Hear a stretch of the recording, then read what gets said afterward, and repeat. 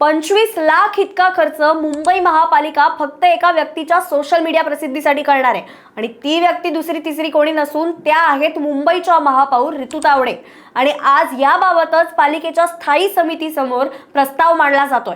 दरम्यान हा आकडा समोर येताच नागरिकांमध्ये आणि विरोधी पक्षामध्ये संतापाची लाट उसळली। मुळात पालिकेचे स्वतःचे जनसंपर्क विभाग अस्तित्वात असताना महापौरांसाठी वेगळी सोशल मीडिया टीम कशासाठी, आणि तेही 25 लाख रुपये खर्च करून। आता असाच प्रश्न उपस्थित केला जातोय।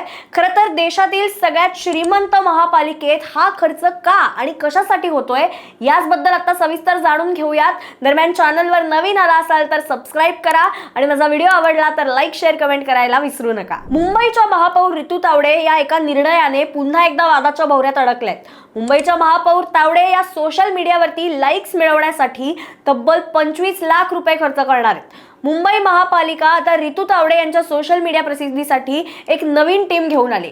महापौरांची सोशल मीडिया टीम सांभाळण्यासाठी मुंबई महापालिकेच्या स्थायी समितीमध्ये आज प्रस्ताव मांडला जाणार आहे।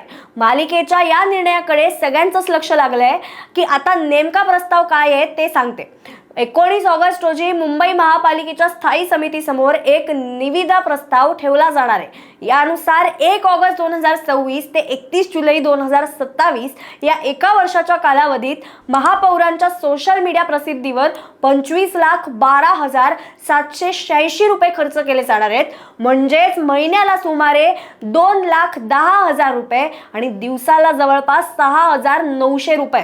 यासाठी रन टाइम सोल्युशन या एजन्सीची निवड सुद्धा करण्यात आली आहे आणि ही एजन्सी महापौरांचे दैनंदिन कार्यक्रम, बैठका, पाहणी दौरे आणि सार्वजनिक कार्यक्रमांची सोशल मीडियावरती प्रसिद्धी करणार आहे। गंमत म्हणजे पालिकेचा स्वतःचा जनसंपर्क विभाग आणि सोशल मीडिया यंत्रणा ही आधीच अस्तित्वात आहे, तरीही महापौरांसाठी स्वतंत्र टीम नेमली जाते। हा मुद्दा आता टीकेचा केंद्रबिंदू ठरतोय। पण तुम्हाला सांगते, हे कसं तसं प्रकरण नाही। रितू तावडे महापौर झाल्यापासून त्यांचं नाव सततच वेगवेगळ्या कारणांनी चर्चेत आलेलं आहे। सुरुवातीचं महागडं घड्याळ प्रकरण, त्यांच्या मनगटावरच्या घड्याळाची किंमत कोट्यांच्या घरात असल्याची चर्चा सोशल मीडियावर रंगली।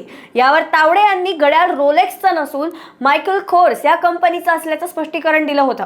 त्यानंतर VIP कल्चरवरचा वाद, त्यांच्या वाहनांवरती लाल दिव्यावरनं टीका झाली होती, कारण हे कल्चर या आधीच बंद करण्यात आलं होतं।